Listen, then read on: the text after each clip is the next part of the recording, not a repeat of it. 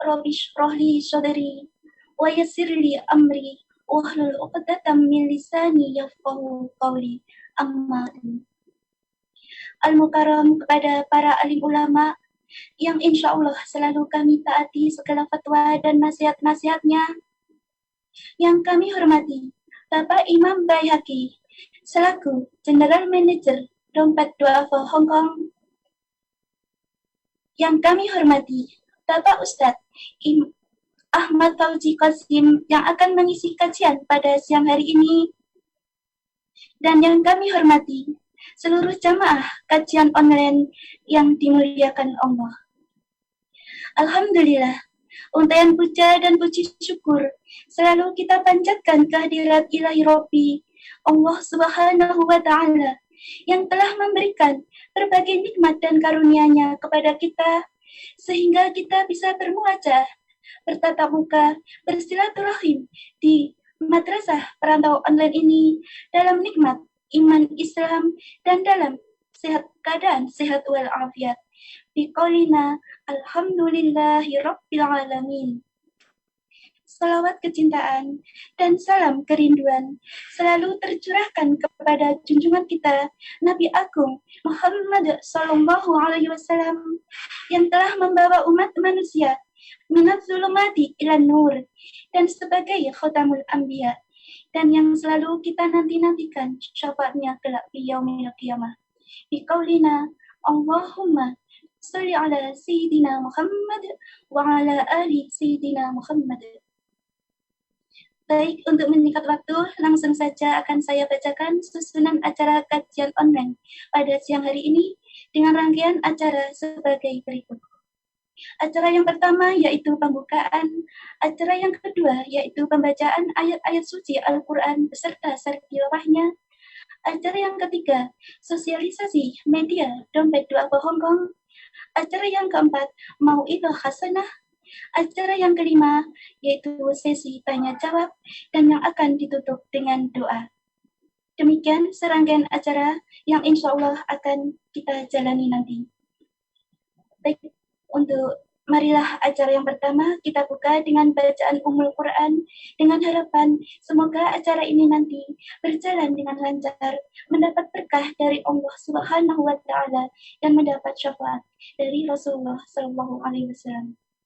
Ala hadihinya wa ala kulli niyatu salihah ila khadratin nabiyil mustafa Muhammad sallallahu alaihi wasallam bi barakati syai'ulillahi lahumul fatihah.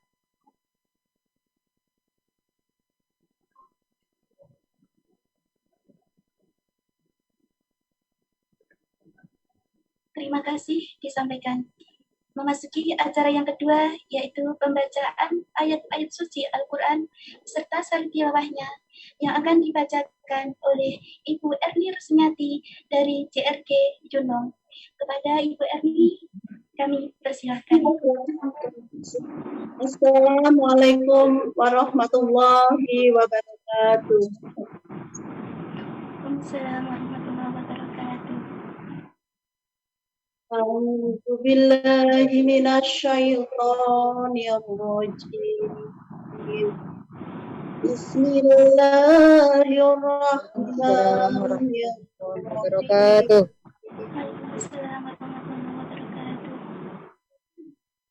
Innamas shadaqatu lil-fuqara'i wal masakin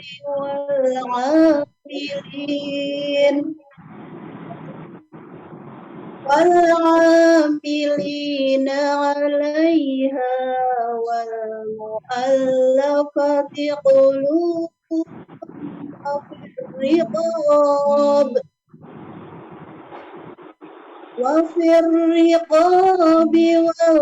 والغارمين وفي سبيل الله وابن السبيل فريضة من الله والله عليم حكيم.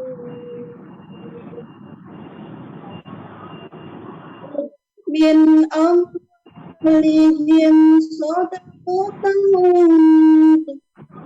تطهرهم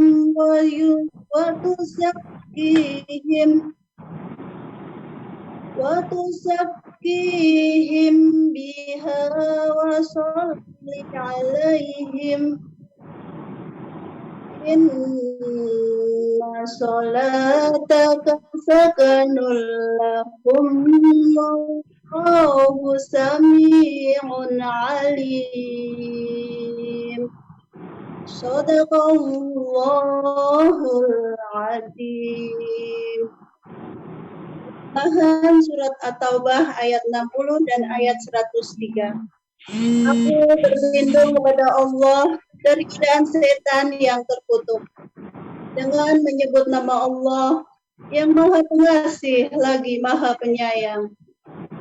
Sesungguhnya zakat itu hanyalah untuk orang-orang miskin, orang fakir, amil zakat, mu'alaf yang dilunakkan hatinya, untuk memerdekakan hamba sahaya, untuk membebaskan orang yang berhutang, untuk jalan Allah, dan untuk orang yang sedang dalam perjalanan sebagai kewajiban dari Allah.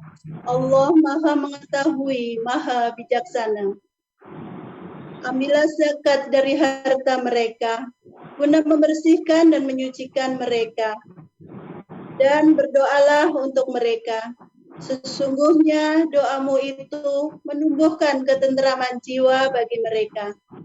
Allah Maha Mendengar, Maha Mengetahui. Maha benar Allah dengan segala firman-Nya. Wabillahi taufik wal hidayah. Wassalamualaikum warahmatullahi wabarakatuh. Waalaikumsalam warahmatullahi wabarakatuh. Sadaqallahul azim, sadaqallahul azim, sadaqallahul azim. Maha benar Allah dengan segala firman-Nya. Terima kasih disampaikan.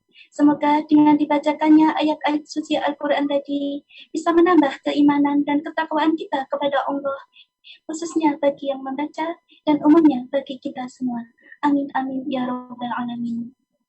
Baik, teman-teman sekalian, acara ini juga disiarkan secara langsung melalui Facebook dan juga rekamannya akan diupload di YouTube Dompet Duafa Hong Kong. Jangan lupa untuk like Facebook Dompet Duafa Hong Kong dan juga subscribe atau berlangganan YouTube Dompet Duafa Hong Kong News untuk mendapatkan update informasi-informasi bermanfaat dan juga kajian-kajian yang diselenggarakan Dompet Duafa Hong Kong. Terima kasih.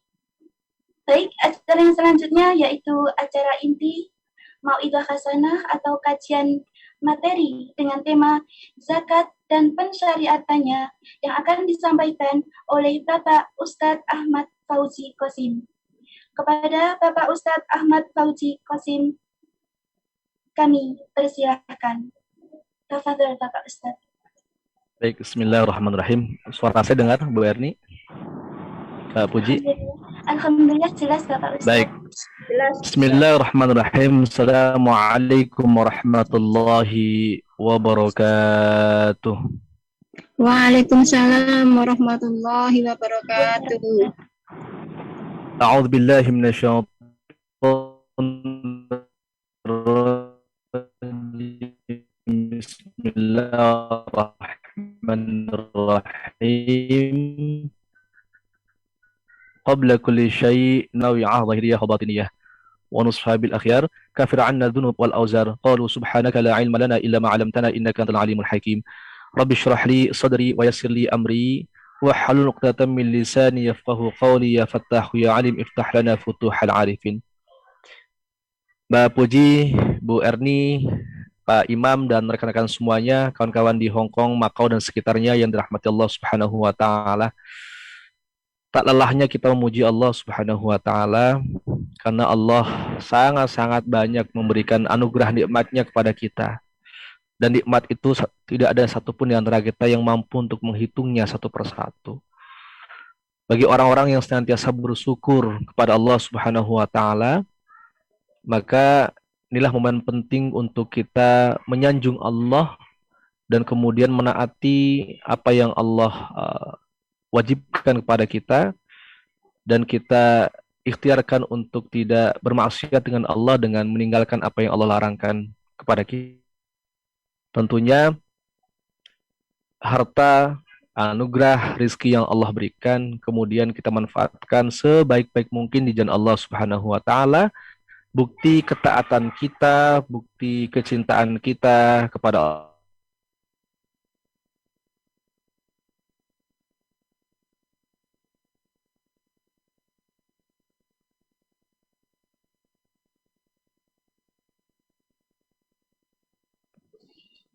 Suaranya ada gangguan Bapak Ustadz.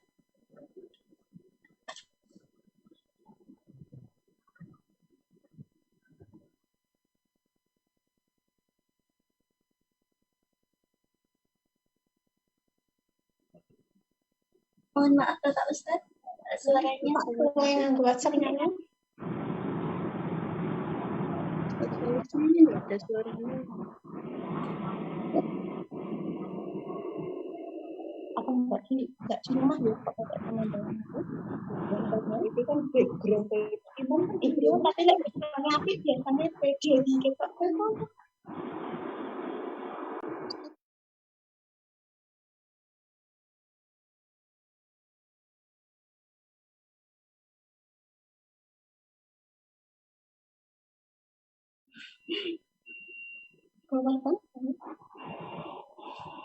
Tentang loro ilang itu dibacakan coba ya Bu.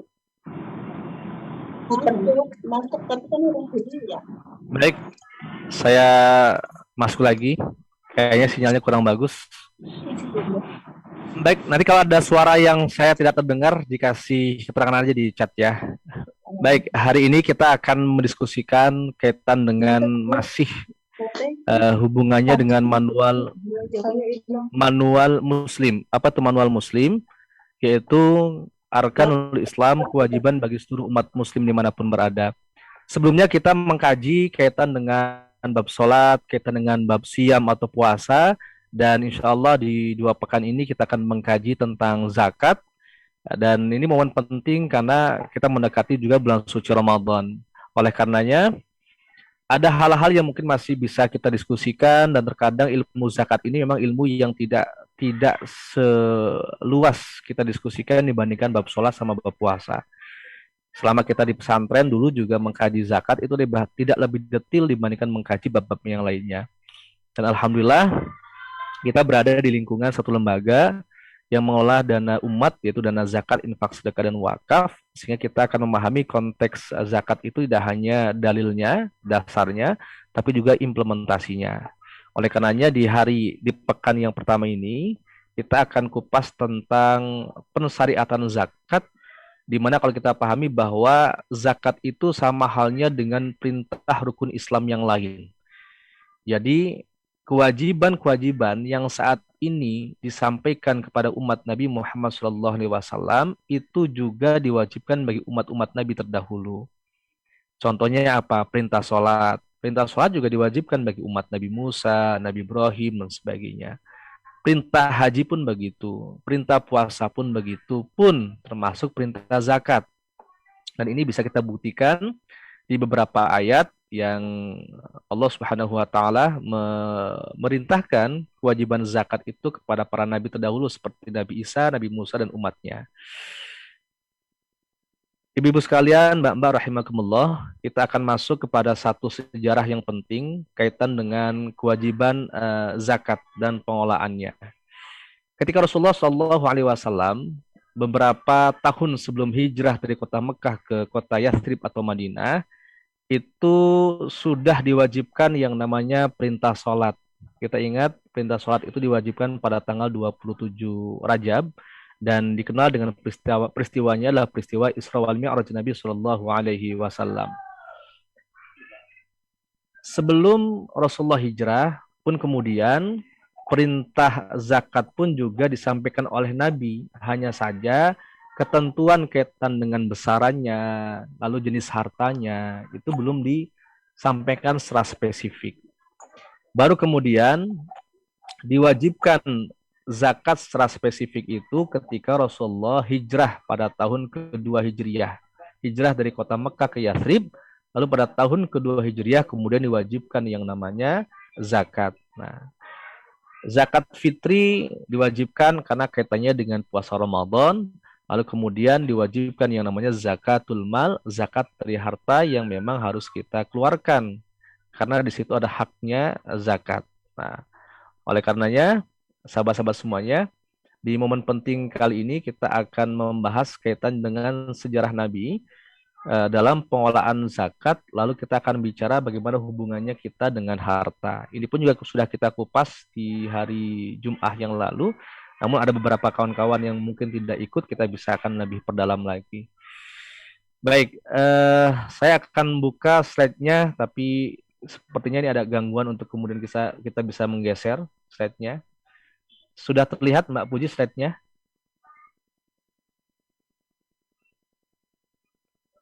Kelihatan jelas. Kelihatan, tapi halaman 2 kelihatan nggak? Ini halaman berapa ya? Ini baru judulnya ya? Injil Bapak Ustadz, ini baru judulnya. Baik, baru judulnya ini saya lagi coba menurunkan agak susah. Bentar, saya akan coba dulu untuk buka. Bentar ya.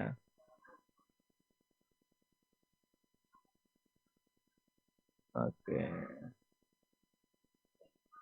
Bentar. Baik, saya sambil nyambung. Nyambung. Kaitan dengan kewajiban berzakat oleh Allah dan Rasulnya, itu ada kaitan juga dengan perintah sholat. Maka di dalam Al-Quran, Allah menggandeng perintah sholat dengan perintah zakat itu kurang lebih ada di 27 ayat. Aqimus sholah wa atuz zakah. Dan kawan-kawan sudah mempelajari tentang sholat bersama Ustadz Al-Nof. Kemudian tentang puasa itu bersama Ustadz Fatihun Nada ya di pekan lalu. Nah, kaitan dengan ibadah sholat dan ibadah zakat ini sangat-sangat melekat sekali. Artinya apa? Perintah sholat itu kaitannya dengan haknya Allah, sedangkan perintah zakat adalah selain hak Allah juga ada hak harta dan hak manusia. Oleh karenanya, ketika seseorang melaksanakan ibadah sholat, sejatinya dia juga melaksanakan atau menjalankan ibadah zakat. Pun termasuk orang kaya yang berzakat, dia pun juga kudu sholat. Jadi kalau misalnya ada orang sholat tapi berzakat itu nggak sempurna Islamnya, pun sebaliknya. Karena dua hal itu memang harus dilakukan oleh setiap individu yang disebut dengan muslim. Dari seluruh ayat yang dituliskan dalam Al-Quran kaitan dengan zakat, memang 27 itu menggabungkan aqimus shalah wa atuz zakat. Nah, ini kaitan dengan hablum minallah dan hablum minan nas. Zakat selain ibadah itu ada dimensi lainnya, berbeda dengan puasa, berbeda dengan sholat, yang itu hubungan langsung kita dengan Allah. Tapi zakat itu ada hubungan wasilah kita melalui manusia. Karena kaitan dengan muamalah, kaitan dengan amanah kepada para amil pengolah zakat, pun termasuk dalam hal pendistribusian zakatnya. Maka zakat disebut dengan ibadah maliyah istima'iyah. Ibadah yang berdimensi sosial kemasyarakatan.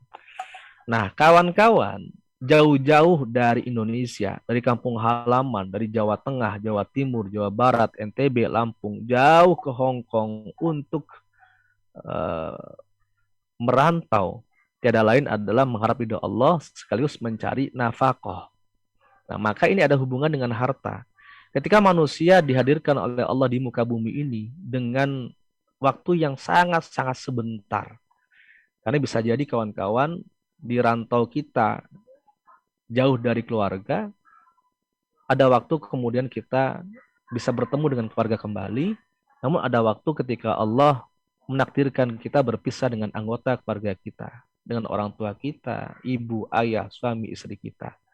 Banyak kawan-kawan yang tidak sampai menemui ayahnya ketika dalam waktu ajalnya dan sebagainya. Ini bagian dari perjuangan seseorang mencari nafkah, apalagi kita merantau jauh dari kampung halaman, jauh dari orang-orang yang kita kasih dan kita cintai. Oleh karenanya sayang-sayang ketika kita jauh-jauh dari kampung halaman, kemudian harta yang Allah berikan, anugerah yang Allah berikan melalui perjuangan yang sangat dahsyat, perjuangan yang sangat luar biasa, kemudian tidak kita manfaatkan untuk menjadi investasi yang kita petik tidak hanya di dunia, tapi bekal kita menuju ridhonya Allah di akhirat nanti. Maka sangat-sangat berkaitan antara kita dengan harta. Kita dihadirkan di muka bumi ini pertama fungsinya sebagai abid hambanya Allah. Yang kedua adalah khalifah fil ard, melestarikan alam. Melestarikan alam, menjaga alam, berinteraksi dengan sesama manusia. Dan salah satu tools atau wasilahnya atau alatnya yaitu dengan kekayaan atau harta. Harta yang kita genggam, yang kita miliki dari hasil usaha kita, dari upah gaji yang kita dapatkan, itu bisa menjadi wasilah jalan kita mendapatkan ridha Allah. Namun sebaliknya, kalau kemudian kita terlena dan kemudian kita terberdayakan oleh harta, kita lupa dan justru harta itu kemudian tidak kita syukuri, tidak kita manfaatkan di jalan Allah, itu justru menjadikan jalan kita jauh dari ridha Allah Subhanahu wa taala. Oleh karenanya, dengan adanya kajian, majelis taklim, halaqah atau apapun yang membuat kita semakin lebih dekat dengan Allah, kita upayakan agar rizki atau anugerah yang Allah titipkan dan hanya sementara waktu di dunia, yang umur kita sangat terbatas, kata Nabi, a'maru ummati ma baina sittin ila sab'in. Umur umatnya Nabi Muhammad itu antara 60 sampai 70 tahun. Wa aqalluhum may yajuzu dzalik. Kalaulah lebih daripada itu kagak banyak. Artinya sangat-sangat disayangkan kalau kemudian hidup kita yang sementara ini tidak kita maksimalkan, tidak kita manfaatkan, terlebih kalau kita dapat harta kemudian difoya-foyakan, tidak dimanfaatkan di jalan Allah Subhanahu wa taala, padahal harta itu adalah titipan dari Allah yang harusnya kita maksimalkan untuk kita manfaatkan, tidak hanya untuk diri kita, tapi juga untuk maslahat orang lain. Nah, bicara harta dalam Al-Quran, maka Allah mencatat dengan kata fadlun atau keutamaan. Sehingga orang yang punya harta, dia bisa berinfak, dia bisa bersedekah, dia bisa berzakat, dia bisa berbagi dengan orang lain. Dan kita yakini ketika kita berbagi kepada orang lain, hakikatnya pembagian kita, doa kita ke orang lain, itu akan kembali kepada diri kita. Tidak ada kerugian ketika orang berbagi. Tidak ada kerugian ketika orang senang untuk memberikan nasihat. Tidak ada kesusahan ketika kita masih dalam kesulitan pun untuk kemudian memberikan yang terbaik buat orang lain, buat kebutuhan orang-orang dimanapun berada yang membutuhkan. Apalagi dalam sebuah hadis, Rasulullah SAW mengingatkan kepada kita, afdolus sodaqah jahdul mukil. Utamanya sedekah itu adalah orang yang susah payah untuk bersedekah. Maka dalam keadaan apapun, alladzina yunfikuna fis sarra'i wad dharra'i, orang-orang yang maupun dalam keadaan susah maupun lapang, ayolah keluarkan hartanya di jalan Allah Subhanahu wa taala. Lalu yang kedua, dalam Al-Qur'an dicatat kata malun. Malun berarti diambil dari kata mala yamilu mailan, yang berarti cenderung, sehingga orang itu semuanya cenderung untuk memiliki harta karena harta itu sesuatu yang berharga, yang bernilai. Bayangkan kalau di antara kita ada yang hilang hartanya, pasti ada kesedihan. Ya Allah, saya hilang duit, saya hilang ini, saya hilang ini. Karena merasa harta itu adalah sesuatu yang berharga. Yang ketiga adalah rizkun, pemberian. Maka kita doa kepada Allah, Allahumma rzuqna ilman nafi'a, Allahumma rzuqna halalan thayyiba. Ya Allah, berikan anugerah yang halal, yang baik.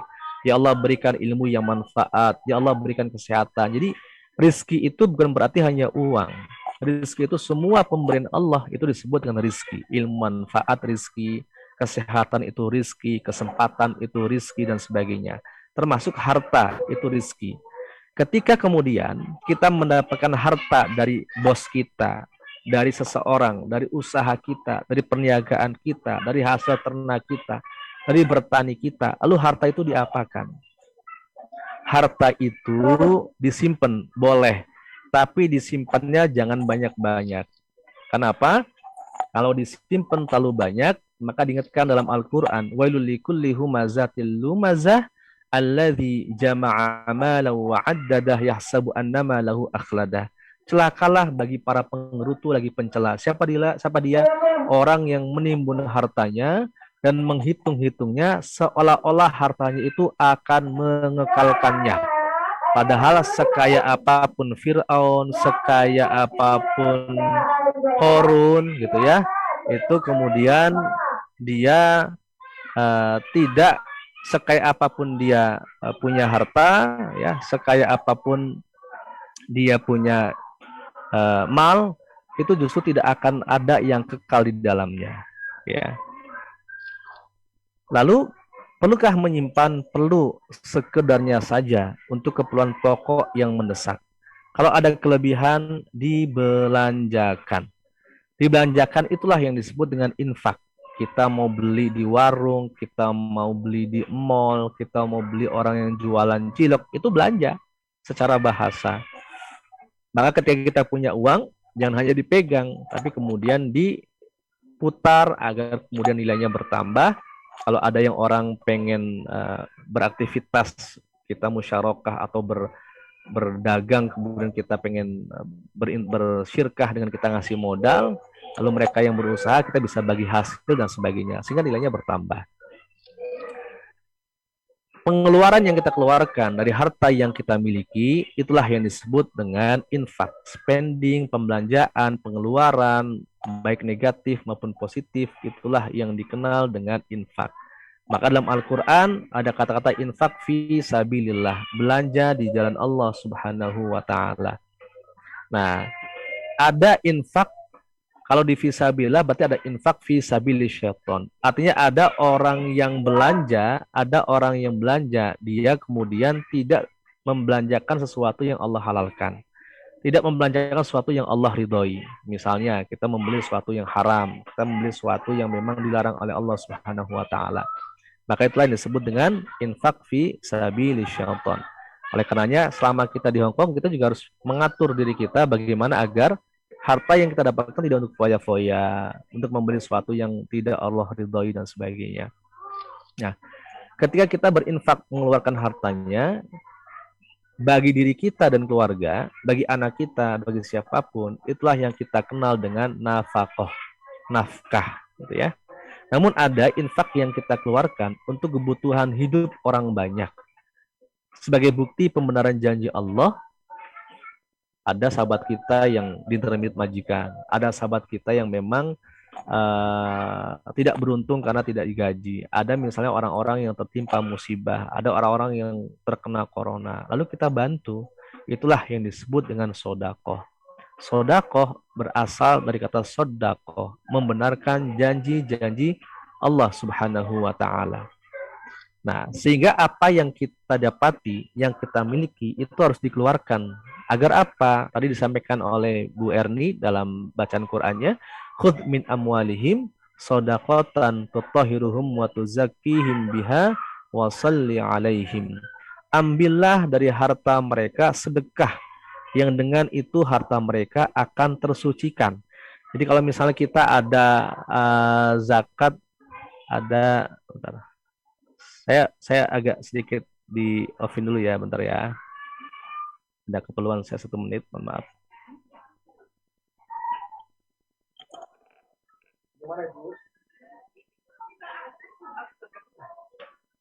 Jadi kenapa mereka minta jam 3 saja? Karena udah main mereka cepat mati ya. Lagi kan aja.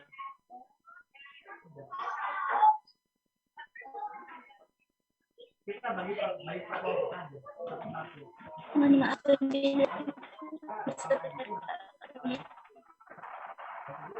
Kita ngomong sekarang kita yang itu.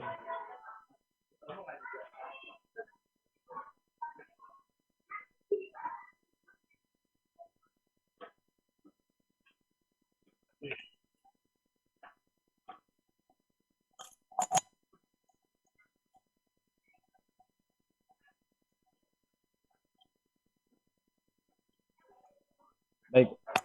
Oleh karenanya, ketika ada orang yang punya harta, maka harus dikeluarkan. Ada hak harta itu untuk dikeluarkan. Kalau harta itu nggak dikeluarkan, maka dia teriak-teriak, terbelenggu. Nah, dengan kita mengeluarkan haknya harta, maka harta itu insya Allah akan tersucikan. Khudh min amwalihim shadaqatan tutahhiruhum wa tuzakkihim biha wa sholli alaihim. Yang kedua, dalam keadaan apapun, kita senantiasa untuk bersedekah. Afdhalus shadaqah jahdul mukil. Utamanya sedekah itu adalah orang yang susah payah dilakukan oleh orang miskin. Sedekah yang kita keluarkan itu ada yang sifatnya minimum atau minimalis, limited, lalu kemudian sifatnya konsumtif.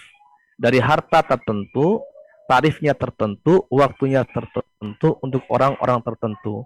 Itulah yang kita kenal dengan zakat. Maka zakat itu dari uang yang dimiliki Mbak Puji, Bu Erni, Mbak Lilik, siapapun dari uang yang kita miliki dari gaji, itu sebenarnya hanya 2,5%, nggak gede. Kalau kita misalnya ibaratkan harta kita itu segede wadah makanan atau piring besar, zakat itu hanyalah wadah sambal saja. Lainnya itu harta kita. Jadi kalau kita lihat yang kita kasihkan dari zakat yang kita wajibkan keluarkan, itu masih lebih kecil dibandingkan kebutuhan yang kita makan. Bedak kita, pakaian kita, makanan kita, dan sebagainya. Oleh karenanya, kita upayakan agar terus kita berbagi, satu dengan kewajiban sedekah yang wajib yang namanya zakat. Lalu kalau kita mau lebih daripada itu, itulah yang disebut dengan sedekah secara umum. Dan sedekah secara umum memang tidak khusus untuk siapa. Dia bisa untuk tetangga kita, bisa untuk hadiah sahabat kita walaupun dia kaya, untuk bahkan untuk non-muslim, itulah sedekah namanya. Tapi kalau zakat itu suatu yang khusus diperuntukkan untuk asnaf zakat yang jumlahnya ada 8 asnaf. Nah, yang kedua, selain zakat ternyata ada sedekah yang kita kasihkan yang sifatnya jangka panjang. Ditahan pokoknya, dialirkan manfaatnya. Itulah yang disebut dengan wakaf. Contoh begini, saya ngasih ke Mbak Puji, saya ngasih mobil misalnya, amin ya Mbak Puji ya. Nah kalau saya ngasih niatnya hanya sedekah, maka setelah Mbak Puji terima, mobil itu bisa dijual, mobil itu bisa disewakan ke orang lain, mobil itu bisa dipinjamkan, bahkan mobil itu bisa diwariskan, karena sudah pindah tangan ke Mbak Puji. Tapi kalau saya mengakadkan Mbak Puji, saya mau kasih mobil ke Mbak Puji dengan akad wakaf. Ya, dengan akad wakaf. Tolong ini mobil dipakai untuk antar jemput anak yatim ke sekolah. Maka mobil itu diterima oleh Mbak Puji dan nggak boleh dijual, nggak boleh dipindah tangankan, nggak boleh diwariskan dan sebagainya. Karena memang manfaatnya hanya untuk yang sesuai yang diamanahkan. Itulah yang disebut dengan wakaf. Maka wakaf akan panjang pahalanya, akan panjang manfaatnya, karena memang peruntukannya jelas, kemudian juga dimanfaatkan lebih lama lagi dibandingkan kita hanya ngasih atau hadiah biasa. Ya. Nah, zakat, kembali ke zakat, maka secara bahasa zakat itu ziyadah, nama berkah. Artinya apa? Bertambah, bertumbuh berkah. Sehingga orang yang berzakat itu akan bertambah nilainya, bertumbuh jumlahnya, dan berkah hartanya. Apa berkah hartanya? Ketika kita diberikan gaji lewat majikan, lewat bos atau siapapun, ya lewat kita berusaha, lalu kemudian harta itu bisa kita maksimalkan untuk di jalan Allah, bisa kita untuk umroh, bisa kita untuk haji, bisa kita untuk menutupi utang gitu, dan itu membawa ketenangan. Itu yang disebut dengan berkah. Tapi ada orang yang mungkin gitu gajinya gede, ratusan juta, tapi hutangnya malah banyak gitu ya. Bahkan kemudian tidak menenteramkan jiwanya, karena di situ nggak ada sakinah, nggak ada ketenangan, dan nggak ada keberkahan. Bisa jadi karena nggak bersyukur, bisa jadi juga karena nggak bersabar, nggak ada haknya harta yang kita keluarkan. Sehingga yang muncul adalah kita hanya mengejar harta. Kalau kita mengejar harta nggak pernah cukup. Kalau kita mengejar dunia nggak pernah cukup sampai kapanpun. Padahal harta itu hanya titipan amanah Allah yang sejatinya harus kita salurkan dengan semaksimal mungkin dan sebaik mungkin. Nah, dalam Al-Quran juga banyak kata-kata zakat yang memang peruntukannya bukan hanya dimaknai zakat yang kita pahami sekedar membagikan, tapi bermakna suci. Contohnya apa? Qad aflaha man zakkaha. Beruntunglah bagi orang yang mensucikan. Yang kedua adalah perbaikan. perbaikan. Fa'aradna ayyubdilahuma rabbuhuma khairam minhu zakatan. Dan kami menghendaki supaya Tuhan mereka mengganti bagi mereka dengan anak lain yang lebih baik sebagai perbaikan. Nah, di situ ada makna zakat itu perbaikan. Lalu ada lagi dimaknai adalah pujian. Contohnya dalam Al-Quran, fala tuzakku anfusakum. Janganlah kamu memuji diri kalian sendiri, gitu ya. Nah, dalam istilah mazhab Hanafi, mazhab Maliki, Syafi'i, Hambali, kita ambil pengertian zakat itulah ismun lima yukhraju an malin wa badanin ala wajhin maksusin. Nama untuk sesuatu yang dikeluarkan dari harta dan badan dengan cara tertentu. Nah, itulah yang disebut dengan zakat menurut para imam. Ya. Sehingga zakat itu peruntukannya jelas, dari harta yang jelas, jumlahnya juga sudah ditentukan, waktunya juga sudah ditentukan. Nah, kapan pensyariatannya? Ternyata sebelum zaman Nabi Muhammad itu menjadi Rasul, menjadi Nabi, ternyata para Nabi terdahulu pun juga disyariatkan zakat, tadi yang saya sampaikan di awal. Ada umat Nabi Ibrahim, ada Nabi Ismail, ada Bani Israel, ada orang-orang Nasrani, itu juga diwajibkan zakat. Diwajibkan zakat. Saya minta waktu bentar 1 menit. Kita bagi kelasnya dulu, yang kelas bawah sama Bu Ayu, kelas atas sama Bu Neneng ya. Ya.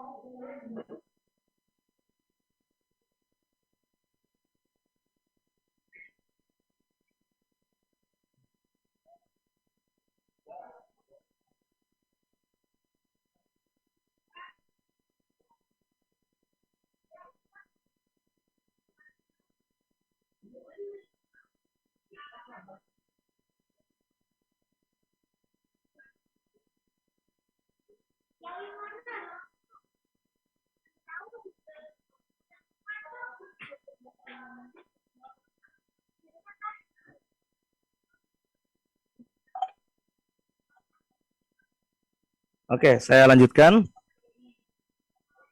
Di zaman Nabi Ibrahim, zaman Nabi Isa dan sebagainya, kalau kita lihat di beberapa ayat, contoh misalnya dalam surat An-Nisa, Wausani bis salati waz zakati ma dumtu hayya. Ini Nabi Isa. Dan dia memerintahkan kepadaku mendirikan salat dan menunaikan zakat selama aku hidup. Nah, artinya perintah salat, perintah zakat itu tidak hanya diperintahkan kepada umat Nabi Muhammad, umat Nabi Isa, berarti Nasrani pun zaman dulu pun diwajibkan zakat dan juga salat.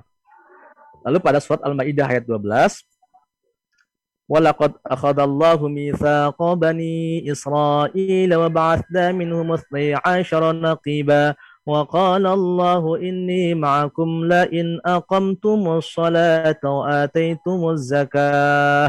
Ini kewajiban ibadah salat dan zakat untuk Bani Israel. Dan sesungguhnya Allah telah mengambil perjanjian dari Bani Israel dan telah kami angkat di antara mereka 12 orang pemimpin. Dan Allah berfirman, Inni ma'akum la in aqamtumus salata wa ataitumuz zakah. Sesungguhnya aku beserta kamu. Sesungguhnya jika kamu mendirikan salat dan menunaikan zakat. Nah, ada lagi di zaman Nabi Ibrahim misalnya, wa wahayna ilaihim fi'lal khairati wa iqamas salati wa itaiz zakah wa kanu lana 'abidin. Nah, ternyata kewajiban zakat itu juga diwajibkan bagi umat-umat Nabi terdahulu.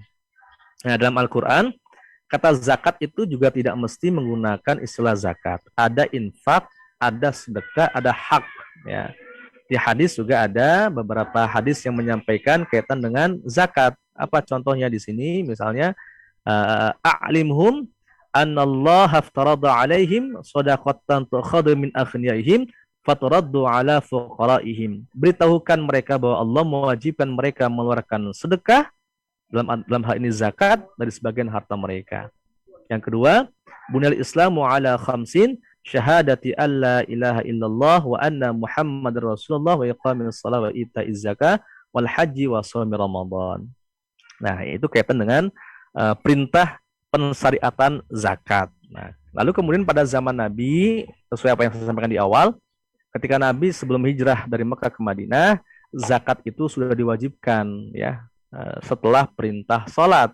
Namun besarannya seperti apa, ketentuannya bagaimana, belum terlalu detil. Baru detil itu kemudian setelah Rasul hijrah dari Mekah ke Madinah di tahun yang kedua Hijriyah. Apa urgensinya zakat? Wa ma ataitum min zakatin turiduna wajhallahi faulaika humul mud'ifun.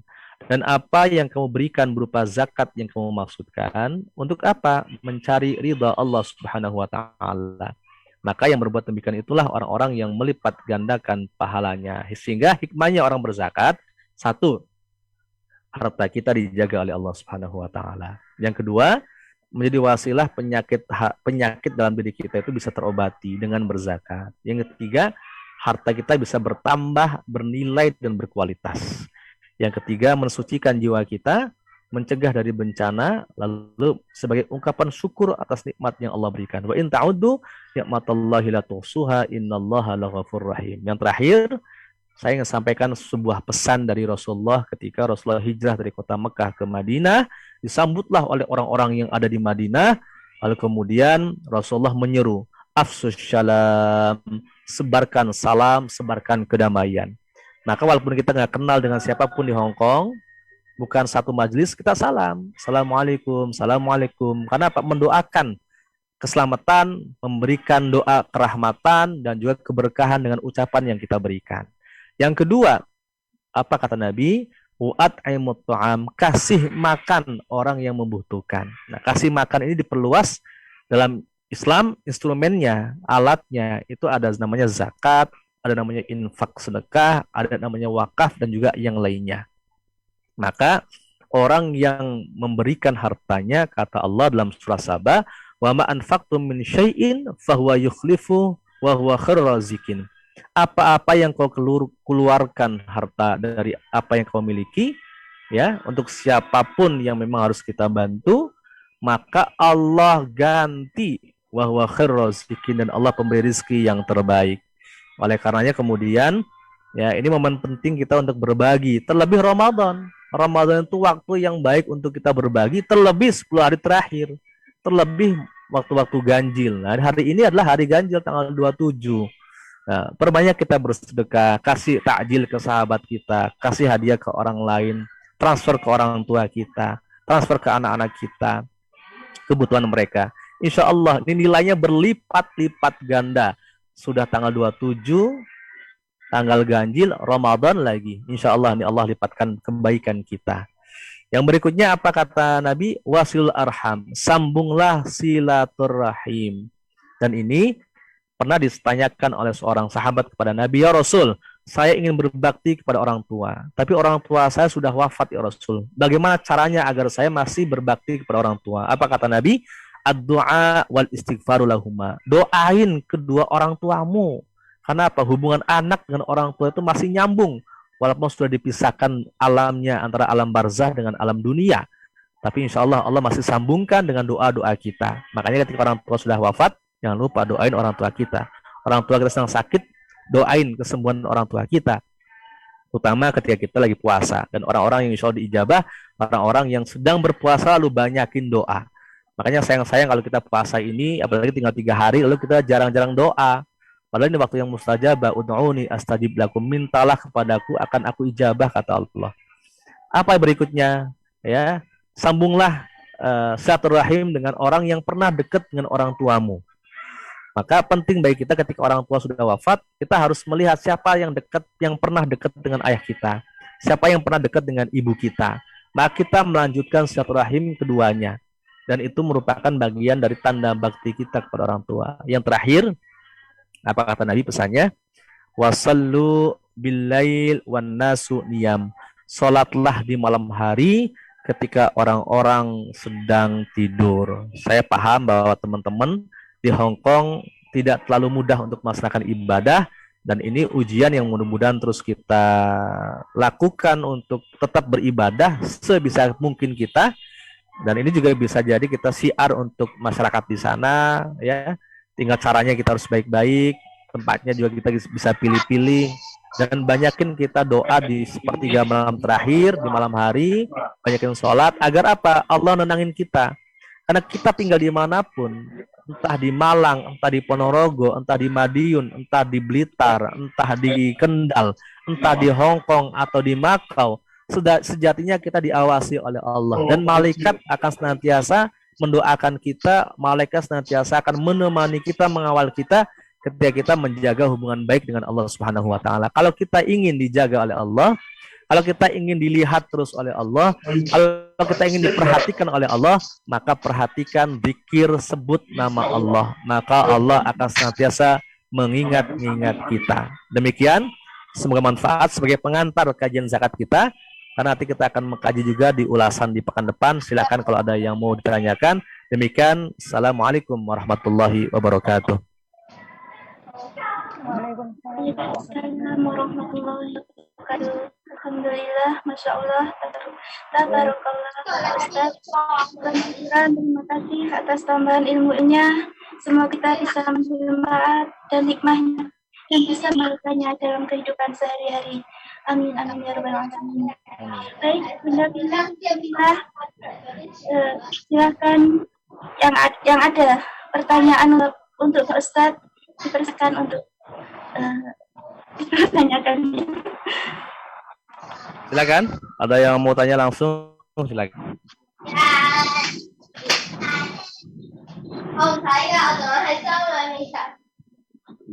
Baik, saya saja Bapak Ustadz sambil menunggu Bunda Vila.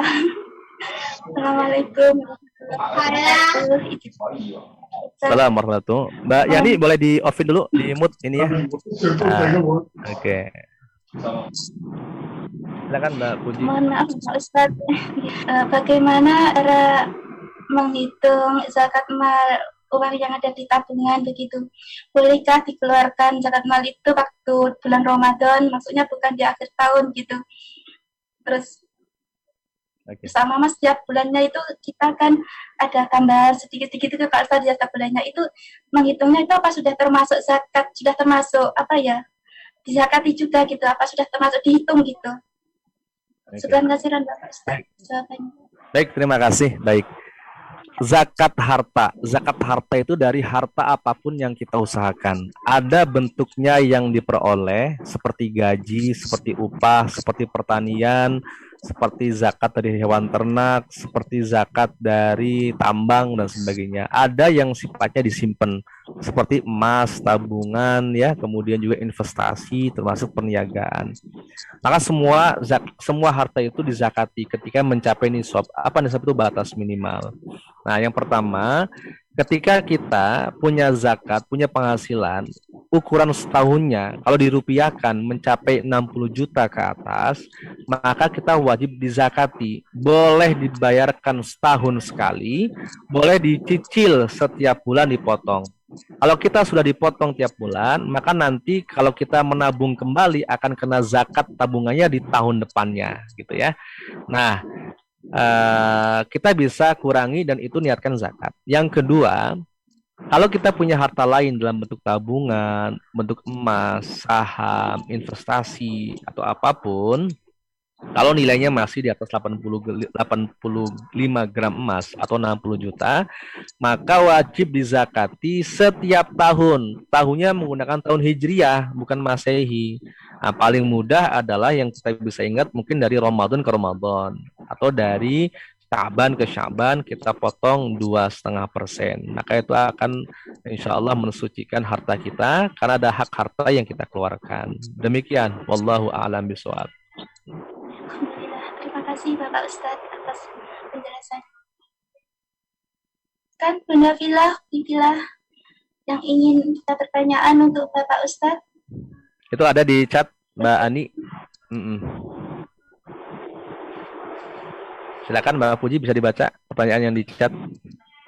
Saya mohon maaf Pak Ustadz, saya belum Oke, baik. Dari Mbak Ani, Ustadz mau tanya, zakat mal 2,5% dari gaji, itu apa boleh bila kita belikan makanan terus diantar ke ponpes misalnya? Terima kasih. Baik.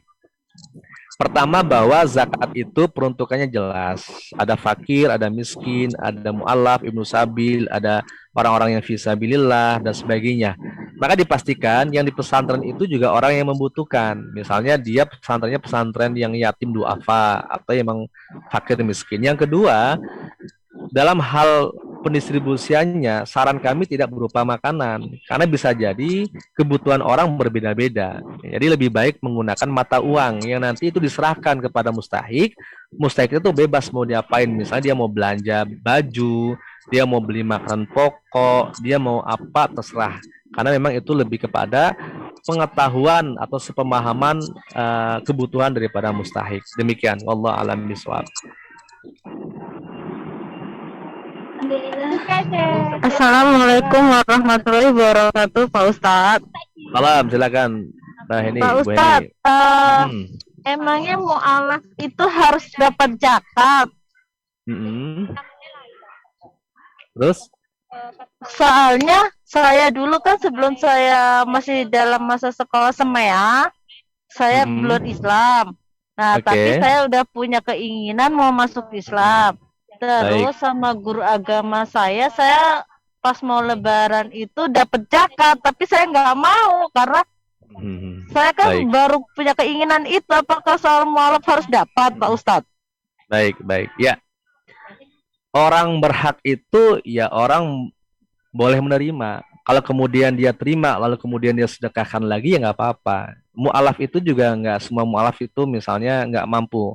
Tapi juga ada mu'alaf yang kaya misalnya. Oleh karenanya, dalam pemberian zakat ke mu'alaf itu tidak harus berupa uang, tergantung kebutuhan. Maka di kami di Dompet Duafa di Jakarta misalnya, itu punya pesantren mu'alaf. Ada di Alor, NTT, ada di Manado, lalu ada di Riau, di suku-suku pedalaman, ada juga di daerah Bintaro di Tangerang Selatan. Itu programnya tidak harus ngasih uang, karena mu'alaf itu juga ada orang kaya. Tapi kebutuhan dia apa? Pembinaan agama, dia juga kebutuhannya konseling, dia juga butuh advokasi karena diusir dari rumah orang tuanya, misalnya dipecat dari kantornya, maka kita berikan dengan advokasi, pembelaan, berikan dengan pelatihan, skill, dan juga pembinaan gitu. Nah, artinya secara dasarnya memang mu'alaf itu berhak menerima karena apa? Agar tambah kuat karena diperhatikan oleh yang lain gitu. Ada orang baru masuk Islam, maka dia berhak menerima zakat sebagai tanda perhatian umat muslim kepada dia, sehingga kuat imannya, kuat, dan dia kemudian terus meyakini agama Islam, tidak kembali ke agama yang sebelumnya. Begitu ya Mbak Heni. Wallahu a'lam bishawab. Oh, berarti tidak harus hanya uang kayak gitu, Pak Ustadz? Ya, jadi tergantung kebutuhan. Misalnya kebutuhannya pembinaan agama gitu ya, advokasi, pembelaan, tergantung. Jadi emang paling dasar emang ngasih makan, paling dasarnya. Kalau saya kepengen dapat pembinaan agama gimana, Pak Ustadz? Karena saya dulu sama dengan teman saya dari Hindu, dia dari Kristen. Tapi dia sudah nikah dengan saya, sama-sama udah nikah, tapi dia balik lagi ke agama dia karena nasib dia dengan saya sama. Kami sama-sama dibuang dengan mertua dan suami. Akhirnya kami sekarang nggak punya. Tapi saya masih bertahan. Saya juga sempat dibuang keluarga 4 tahun dulu, nggak boleh ketemu keluarga. Alhamdulillah sekarang keluarga saya menerima, tapi teman saya sampai sekarang dia balik ke agama dia lagi, Pak Ustadz. Karena kami di Lampung dulu tak ada bimbingan ketemu. Nah, betul. Mu'alaf. Iya. Maka nanti kalau misalnya di Lampung atau di manapun atau di Hong Kong ya, dengan dari Hong Kong misalnya, kalau ada mu'alaf boleh berhak Pak Imam, kita dibina dong mu'alaf misalnya. Nanti ada kajian intensif, itu disampaikan. Nanti kami dari para asatidz akan membimbing. Maka ada program tahun lalu misalnya pelatihan daiyah ulil albab, lalu ada pelatihan juga untuk pembinaan mu'alaf. Boleh-boleh saja, dan itu disampaikan bahwa kita butuh pembinaan agama agar kuat iman dan sebagainya. Dan ini akan jadi contoh ke yang lain. Kalau ada yang mu'alaf, selain kita beli apresiasi, ada sajadah, misalnya ada mukena, kita harus tetap dampingi mereka. Kita ajak ke pengajian, kita ajak ke kantor Dompet Duafa untuk diskusi, ada halaqah seperti ini, ada kajian online diajak, agar apa imannya semakin lebih kuat gitu ya. Dan memang termasuk di daerah, kalau misalnya ada di Lampung, ada masjid atau misalnya di situ ada KUA, itu minta tolong boleh untuk kemudian dibina agar mualafnya nggak hanya sebatas syahadat lalu kemudian ketarik lagi sampai pindah lagi agama gitu Mbak Heni. Wallahu a'lam bishawab. Alhamdulillah, insya Allah Pak Ustadz, kalau memang di Hong Kong ada setelah pembimbingan agama itu, saya kepengen ikut. Maksud saya biar saya ntar pulang ke Indonesia biar lebih mantap. Karena kan keluarga saya kan dua agama, selalu dua agama. Kebanyakan dari Islam masuk ke agama Hindu gitu Pak Ustadz. Saya dapat ibadah dari Islam ke Hindu gitu loh. Baik. Nanti Mbak Heni, saya akan sampaikan ke Pak Imam selaku pimpinan. Di sini juga ada Mbak Puji, ada Mbak Erni. Tolong nanti sampaikan juga ke Pak Imam. Kita perlu ada program kajian online khusus mu'alaf. Jadi silakan didata yang di Hongkong yang mu'alaf siapa saja. Nanti kita kerjasama dengan pesantren mu'alaf yang ada di Indonesia. Kan sekarang ngajinya nggak harus tatap muka kan, bisa seperti ini. Tapi yang hadir misalnya mu'alaf semua. Ada yang mu'alaf dari Hindu, ada yang mu'alaf dari Kristen. Nanti kita akan datangkan khusus materi-materi yang kemudian bisa memperkuat iman bagi para mu'alaf. Insya Allah ini kita ikhtiari ya Mbak Heni. Maka kenapa teman-teman di Dede Hongkong itu menerima zakat? Salah satu fungsinya adalah menjembatani itu juga. Kita buat shelter bagi teman-teman yang bermasalah. Kita juga ngasih ada yang butuh tiket juga dibantu misalnya. Lalu kemudian ada yang mu'alaf, kita ada kajian. Ini bagian dari kita saling bantu sesama kita yang ada di sana, yang dirantau kerja di sana. Kita juga berbagi di sana. Lalu kemudian kita juga saling memudahkan di sana. Insya Allah Mbak ini kita sampaikan. Demikian ya. Makasih Pak Ustadz, semoga saya bisa mengikuti itu. Karena saya sudah lama mencari bimbingan agama Pak Ustadz. Karena alhamdulillah di sini udah dapat hidayah, jadi kepingin saya perdalam lagi. Karena kan nggak ada keluarga di sini gitu loh. Betul. Ya, makasih banyak Pak Ustadz. Assalamualaikum. Sama-sama. Assalamualaikum warahmatullahi wabarakatuh. Assalamualaikum warahmatullahi. Salam, silakan Mbak Maksima Rahayu. Alhamdulillah ini untuk kemarin hari Jumat saya kan datang ke kantor. Alhamdulillah banget untuk masalah ini saya sudah usul ke Bapak masalah perkumpulan malaf karena saya juga dulu dari Katolik. Jadi saya minta Bapak untuk menjembatani kami untuk saling berkomunikasi, saling support, saling mempertebal iman agar kita bisa semakin istiqomah. Dan menurut Bapak insya Allah habis lebaran akan didiskusikan lagi dengan kantor jembat Bapak itu. Jadi alhamdulillah banget ini ada respon dari Mbak. Itu aja Ustaz, terima kasih. Assalamualaikum warahmatullahi wabarakatuh. Siap. Oke. Assalamualaikum warahmatullahi wabarakatuh. Baik, masih ada waktu, silakan Bunda Vila. Yang ada pertanyaan untuk Bapak Ustadz, persilahkan. Boleh. Silakan yang lain.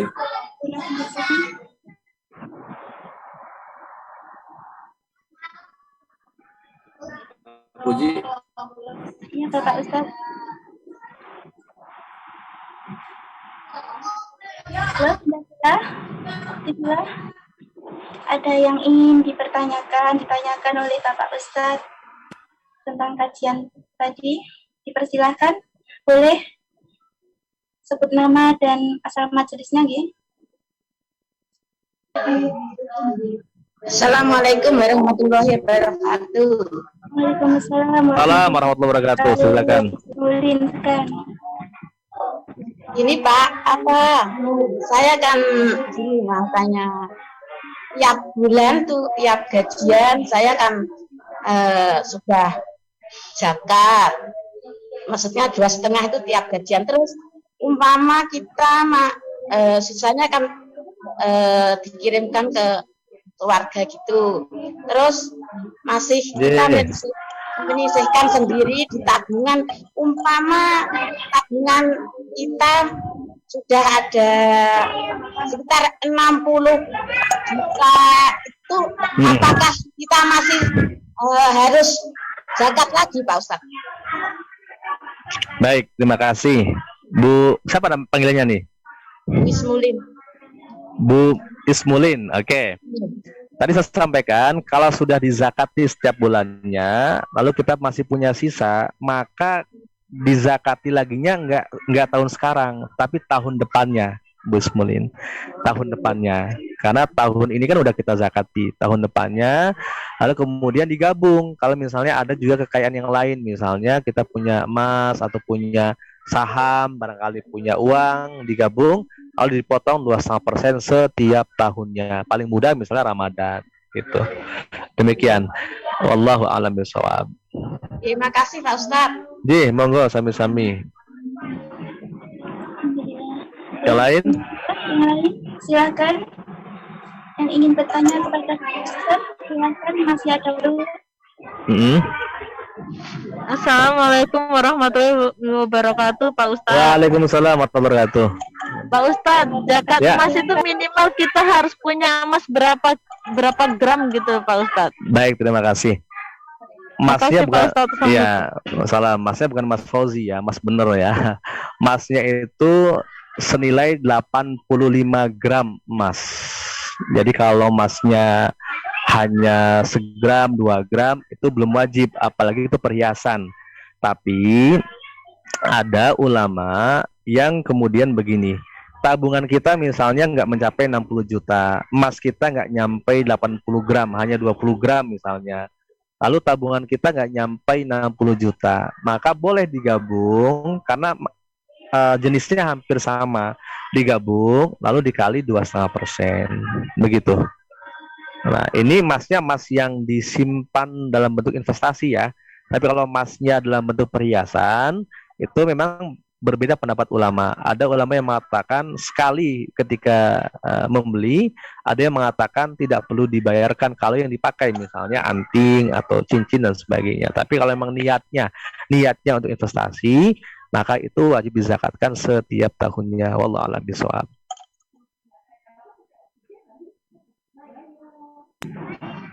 Alhamdulillah, terima kasih Bapak Ustadz. Semoga Alhamdulillah, lainnya yang ingin ada pertanyaan untuk Bapak Ustadz, dipersilakan, masih ada waktu.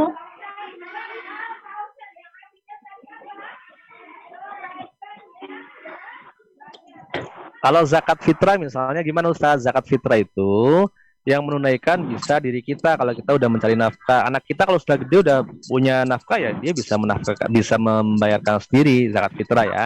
Dan zakat fitrah itu tidak melihat kecil, gede, besar, laki, perempuan, siapapun yang masih hidup di dunia ini ya wajib zakat, gitu ya. Wajib zakat 3,5 liter atau kurang lebih 2,5 kilo atau 3 kilogram beras, gitu. Itu zakat fitrah. Kalau fidyah misalnya, saya ada pertanyaan dari kawan-kawan kemarin lewat WA di Hong Kong. Teman Ustadz, saya baru pulang dari Hong Kong dan sudah diganti dengan fidyah. Saya sampaikan, fidyah itu diperuntukkan bagi orang yang sama sekali tidak bisa mengqadha puasa. Contohnya siapa? Orang tua, renta, lansia, orang yang punya sakit menahun. Jadi kalau kita pas waktu di Hong Kong itu nggak puasa ya diqadha. Ya, itu kewajiban. Bisa dicicil pelan-pelan Senin Kemis sekaligus puasa Senin Kemis. Insya Allah akan Allah mudahkan sambil minta kemudahan dari Allah. Ya, jadi nggak asal mudah diganti dengan fidyah gitu. Kalau gitu enak dong. Kita nggak usah puasa, ganti aja fidyah, kan nggak gitu. Tapi kemudian kita ganti, termasuk sholat juga harus diqadha, karena itu dua hal yang memang harus kita laksanakan dan memang itu kewajiban kita, kecuali kita dalam keadaan sakit yang menahun atau sudah lansia yang nggak bisa mengqadha puasa, maka ya kita fidyah. Itu saya tambahan materi terkait fidyah dan zakat.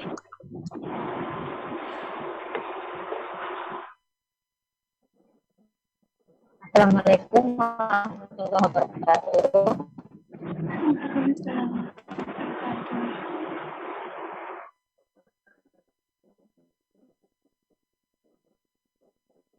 Waalaikumsalam warahmatullahi wabarakatuh. Silakan Ibu. Silakan.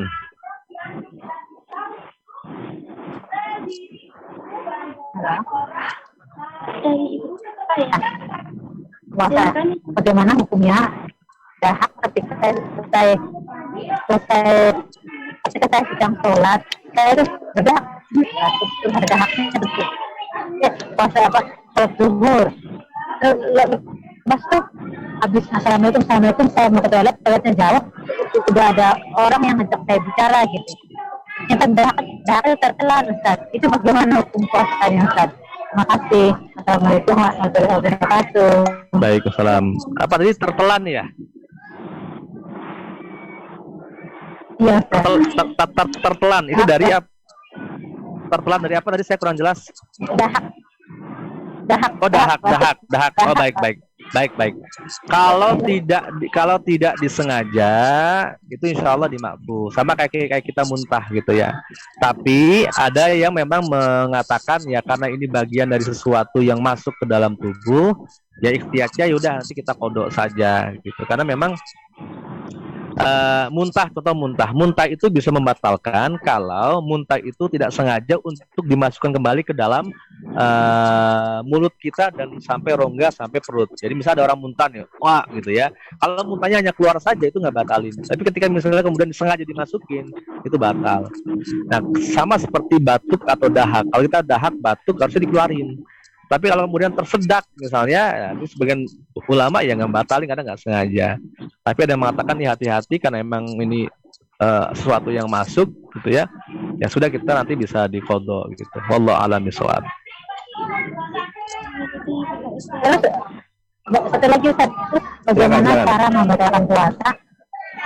Bagaimana cara membatalkan puasa sedangkan tempatnya itu misalkan saya di jus gitu, kan di jus nonton kan nggak boleh makan, nggak boleh minum Ustaz. Terus tapi waktunya tuh udah waktu berpuasa, terus tempat tujuan saya masih ada setengah jam atau 1 jam lagi. Kita saya tidak ada apa-apa yang bisa membatalkan puasa. Baik. Bagaimana cara membatalkan puasa? Oke, terima kasih.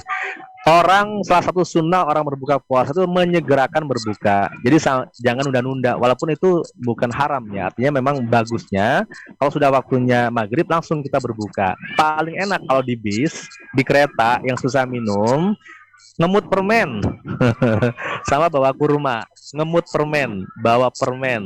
Jadi batalinnya dengan kita permen, gitu ya. Itu insya Allah memudahkan. Demikian. Oke, begitu. Mbak Puji ada lagi? Silakan bila masih ada untuk ini. Silakan, ingin ada pertanyaan untuk Bapak Ustadz? Kalau nggak ada kita doa sama-sama.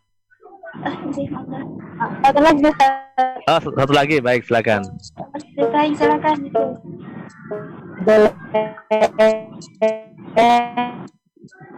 Mohon maaf suaranya masih belum bisa. Belum jelas ya.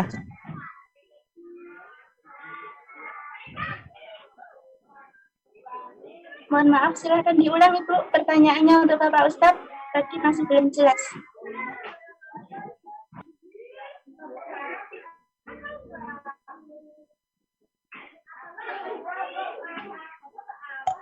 Gimana Pak Puji? Nggak dengar suaranya?